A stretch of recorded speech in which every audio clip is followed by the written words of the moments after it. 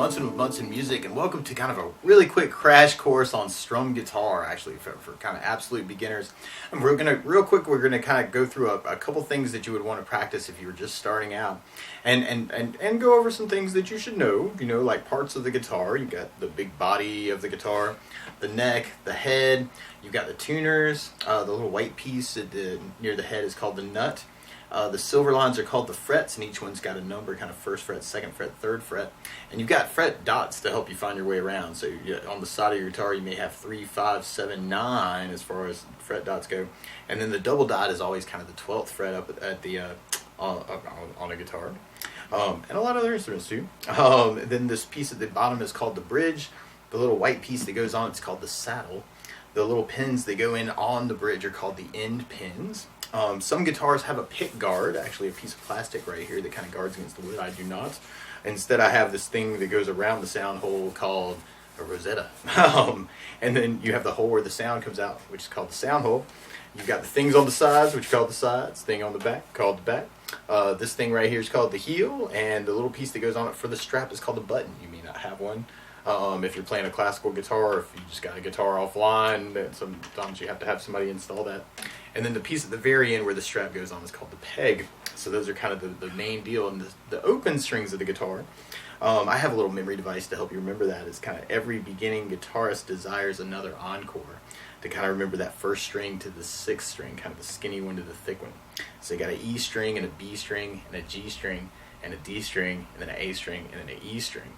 And normally the skinny E is called the high E string. The thickest one is normally called the low E string because of the way it sounds. So normally I confuse people all the time because sometimes I think high and I'm thinking towards the ground because of the sound the high E makes, and low sometimes because of the low E string. And when you're first starting out, actually, you could kind of do some just really easy right hand exercises, and just kind of going over these really quick. You could take your pick, for instance, and do just down ups on the E string to kind of get used to doing that. And actually, one really cool thing I like to do is kind of relate this to rhythm. So you could do kind of one down up on each string. And that's kind of the sound of something we call eighth notes in music, actually, where you kind of divide your foot tap into two parts. Kind of a down, up, down, up, down, up, down, up, down, up, down, up. Or you could kind of work a three feel, kind of a 1, 2, 3, 1, 2, 3. And I'm doing that with alternate picking, so I'm doing down, up, down, and then reversing that for an up, down, up on the high E string. So kind of a 1, 2, 3, 1, 2, 3, 1, 2, 3, to kind of feel something called triplets. So you could kind of work 1, 2, 3, 1, 2, 3, 1, 2, 3 on each string. And you can kind of take that idea and expand it as far as you wanted to. You can kind of try 4 down ups, kind of a down, up, down, up. I have an idea to get 4 notes. Those are called 16th notes. Or you can even try strange ones like 5s. 1, 2, 3, 4, 5. 1, 2, 3, 4, 5. Kind of a quintuplet idea. 4, 5. 1, 2, 3, 4, 5. 1, 2, 3, 4, 5. Or 6s or 7s or 8s or 130 seconds if you want to try something really crazy. And then, so you want to practice some with your right hand, kind of get your right hand moving around. And then your left hand, normally your index is number 1, number 2, number 3, number 4. So what you can do is work little finger combinations. And what I like to do is start with 2 finger combinations, where you could do like first finger on the first fret on the high E, and then go to second finger on that same string. Kind of a 1 and 2 idea. It's kind of a cool thing to practice. Or you could try a 1 and 3. Some of these are stretches, and you may want to play around with head angle. Actually makes the left hand a lot easier if you go higher head. Normally I'm not doing that in my videos, just so you can see the hand better, because I put a lot of titles in these things.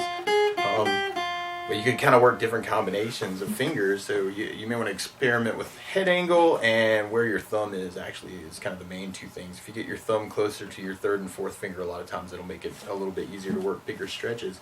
But you could try 1 and 2s a lot, or 1 and 3s, or 1 and 4s, or second finger to third finger is kind of a weird combination, or 2 to 4, or 3 to 4. And what I like doing is taking one combination and just drilling it like crazy. So there's an exercise I call climbing, where you kind of take the 1 and 2 and try that idea on every string, and that can be a cool thing to do on any fret, or even kind of weaving up the neck with kind of a combination. Or something else that can be kind of cool is to kind of work that up a string, kind of doing like first fret, second fret, third fret, fourth fret, So these are cool ideas to kind of try and get used to moving around. And I'm kind of sliding my first finger, so I'm not actually lifting one, if you'll notice that.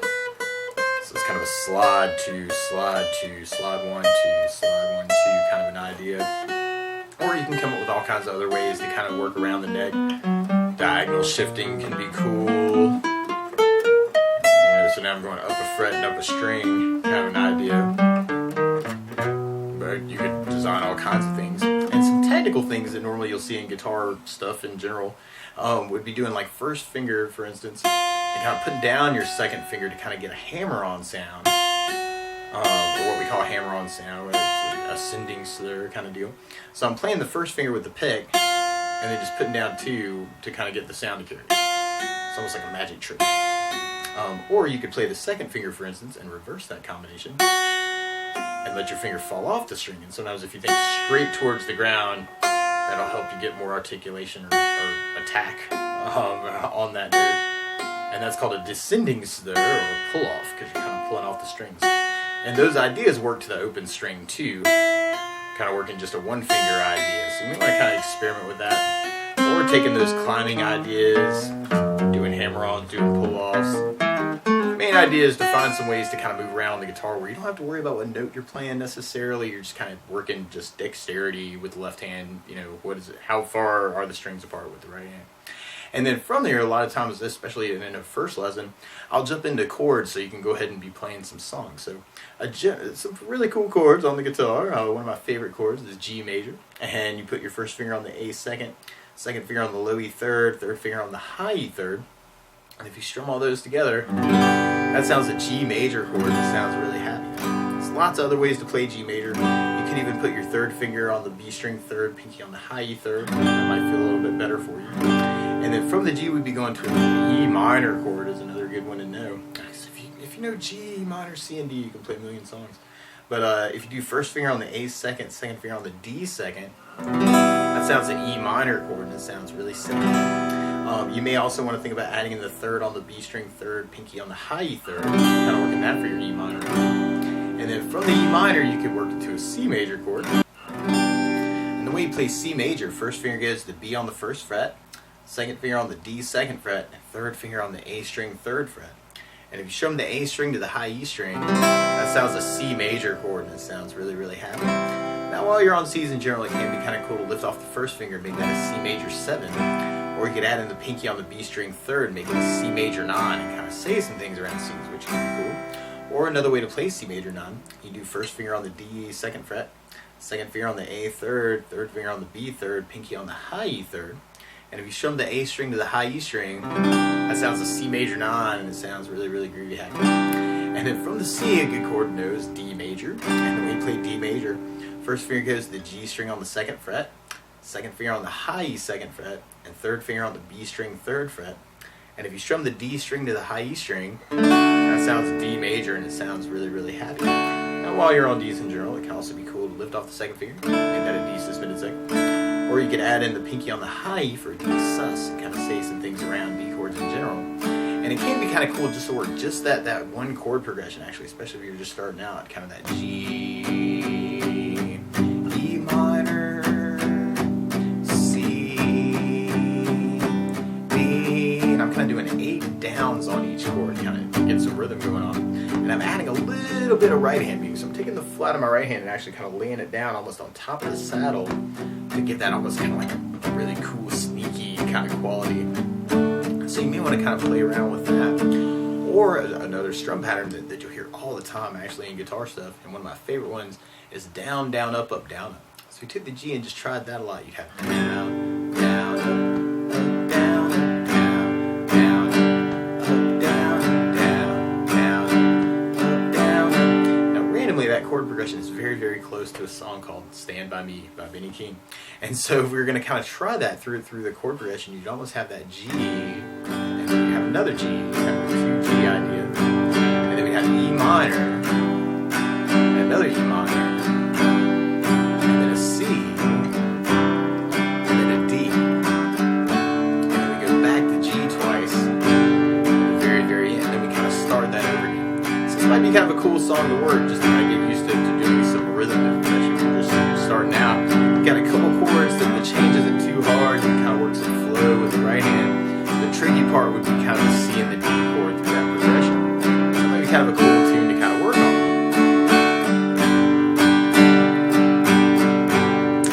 Now the weird part is actually, Stand By Me isn't actually in the key of G. It's actually in the key of A major, but this is kind of cool because it's an opportunity to go over the two other major chords that you may see on the guitar, which is an A major chord. We play A major. First finger goes to D on the 2nd fret, second finger on the G string 2nd fret, third finger on the B string 2nd fret, and if you strum all those together, that sounds an A major chord and it sounds really happy. Now while you're on A's in general, it can also be cool to lift off the 3rd finger, make that an A suspended 2nd, or you could take the pinky and add it on the B string 3rd for kind of an A suspended chord and kind of say some things around A chords. Now the weird part is, another way to play A majors has something called a bar chord. And I know this can be a little bit tricky, especially if you're just starting out, but I thought it'd be a cool thing to go over with this video. And the way you play an A major as a bar chord is you do first finger across the entire 5th fret. And actually one thing you may want to play around with is kind of thumb placement. Something else you could kind of play around with is, and the main thing here is to try and keep your first finger really, really flat. And you may even want to experiment with kind of bringing your other fingers up alongside that first finger. This is something I used to call finger yoga or shadow puppets, or it's kind of like that thing you do. But it can be a cool exercise to kind of get used to your fingers kind of bending next to a first finger that doesn't bend. So you may want to play around with that idea to kind of get used to doing bars. And so it'd be a bar on 5th fret, second finger on the G 2nd or 6th fret, third finger on the A 7th, pinky on the D 7th. Kind of be an A major bar chord, which sounds really, really cool, but I know that can be really tricky. Trying this on electric is going to be a lot easier than on acoustic, no matter what your parents say. So if you start out on the A major, and then from the A, you'd be going to an F sharp minor. Normally you do this as kind of a bar too. You'd have a 2nd fret bar, third finger on the A string 4th fret, pinky on the D string 4th fret. That sounds an F sharp minor chord, kind of thinking a lot of those same things. It's basically that shape we just had, but now you're lifting off the 2nd finger, which is always a dangerous finger to lift. And then from the F sharp minor, we'd be going to a D major chord, and then we go to an E major chord, and we play E major. First finger goes to the G on the 1st fret, second finger on the A string 2nd fret, and third finger on the D string 2nd fret. And if you strum all those together, that sounds an E major chord. It sounds really, really happy. And then from the E, we'd be going back to our A major chord. So you could kind of work that idea, actually kind of work in either one of those strum patterns, kind of that A, just to get used to doing the bars. F sharp minor, sharp minor, D major, E major, A major, A major.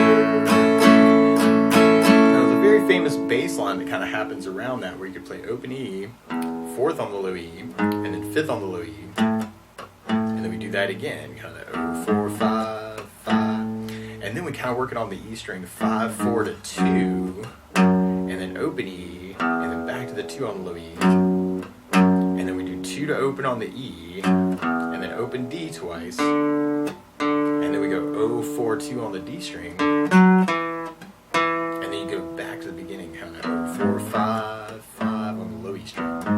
So you can even try that to kind of follow those single notes, kind of 4, 5, 5, 0, 4, 5, 5, 5, 4, 2, 2, 0, 2, 2, 2, 0, open D, 0, 4, 2, 2, 0, 4, 5, 5, 0, 4, 5, 5. And it can be even kind of cool to kind of throw in the chord around the bass line. Almost a two-part idea. So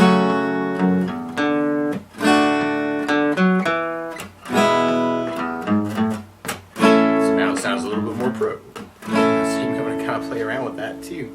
Now the bar chords, actually, that major shape we're talking about for A major and the minor shape that we're doing for F sharp minor, the note that kind of gives you the name of the chord is on the E string for both of those chords. It's kind of a 5th fret on the low E string for an A note, and 2nd fret on the low E is kind of an F sharp note. And actually, there's this thing called a chromatic scale, actually, that you may want to practice too, where you could play every single note on the guitar. And actually, this would give you a way to play every single major and every single minor chord ever. What a chromatic scale is where you play every single note. The easiest way to do that is kind of take the E string, and play up every single fret, and that's called a chromatic scale. And when you get to 12th fret, that's actually where everything starts over again. Like your open E and the E on the 12th fret have the same note name, so they're both E notes, which is why we mark it with two dots normally. Now, the way notes work in music, though, is you go through the alphabet, A, B, C, D, E, F, G, and then after G, you start over again on A. So A, B, C, D, E, F, G, A, B, C, D, E, F, G, kind of an idea. But then we throw in some things called sharps. And what a sharp is where you go one fret higher than you normally would. So we got an open E, and magically, E's go right to F on the first fret. Then you could slide that over to 2nd fret, and that's an F sharp note. On 3rd fret, we have a G note. Then if we go over one more fret, we have a G sharp. Then on 5th fret, we have an A. On 6th fret, we have an A sharp. On 7th fret, we have a B. But B is magic, because B magically goes to C. So the magic notes are E's go to F's, B's go to C's. But then C has a C sharp on 9th fret. And then we have 10th fret's a D note. And then 11th fret's a D sharp note. And then 12th fret's an E note.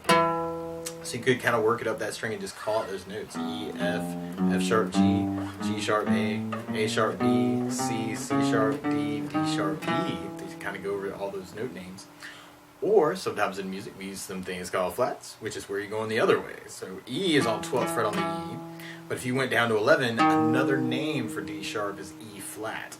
So you got E on the 12, E flat on the 11, 10th fret still D, now it's D flat. Then you got C, which is magic because he goes to B. Then we got a B flat on 6th fret, A on 5th fret, A flat on 4th fret, G on 3rd fret, G flat on 2nd fret, F on 1st fret, and then you're back to E. So that's every note you'll ever see on any instrument actually. E, F, F sharp, G, G sharp, A sharp, B, C, C sharp, D, D sharp, E. E, E flat, D, D flat, C, D, D flat, A flat, G, G flat, F, E, and they always come in that order.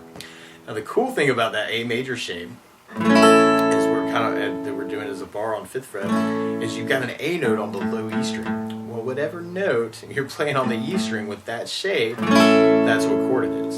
So 5th fret's an A, but 4th fret would be an A flat, and 3rd fret would be a G, and 2nd fret would be an F sharp, and 1st fret would be an F. So you could take that shape and just kind of try moving it around through the chromatic scale to just get used to moving that shape. And you could really do the same thing with the F sharp minor, actually, kind of F sharp minor to G minor, to G sharp minor, to A major, or A minor, A sharp minor, kind of just taking that shape and moving it around. It's a more advanced kind of an idea, but I think that'd be a really, really cool way to kind of work that too. And the cool thing about practicing both of that, actually the Stand By Me in the key of G, which is where we started, and then practicing it in the key of A, where we ended up, you end up practicing the 5 major chords that you'll see on the guitar. So actually that's C and G and D and A and E are the chords that you'll see all the time in guitar stuff. But that's the basics of how you can kind of work some chords through Stand By Me, chromatic scale, some basic intro ideas for beginners. So that's my crash course on strum guitar. So good luck!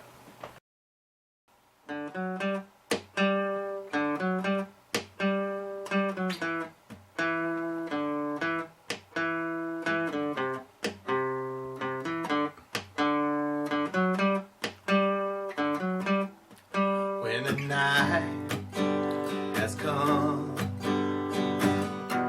and the land is dark and the moon is the only light we'll see. No, I won't be afraid. No, I won't shed a tear. Just as long as you stand by me. So darling, darling, stand by me. Oh, now stand by me. Oh, stand now. Stand by me. Stand by me. If the sky we look upon should tumble and fall, or the mountains should crumble to the sea, I won't cry, no, I won't shed a tear, just as long as you stand by me.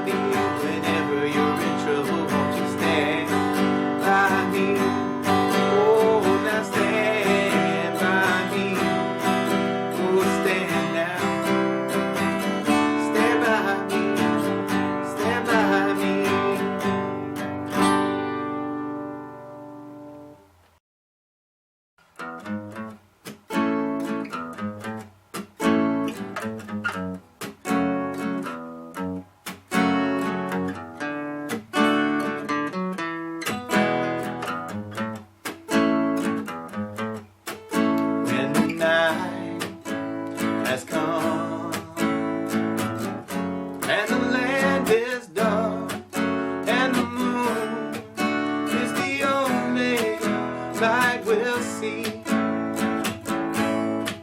No, I won't be afraid. No, I won't shed a tear. Just as long as you stand by me.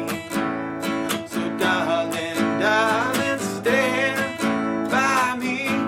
Oh, now stand by me. Oh, stand now. Stand by me. Stand by me. If the sky we look upon should tumble and fall, or the mountains should crumble to the sea, I won't cry, I won't cry, no, I won't shed a tear, just as long as you stand by me. And darling, darling, stand by me. Oh, now stand by me. Oh, stand now. Stand by me. Stand by me.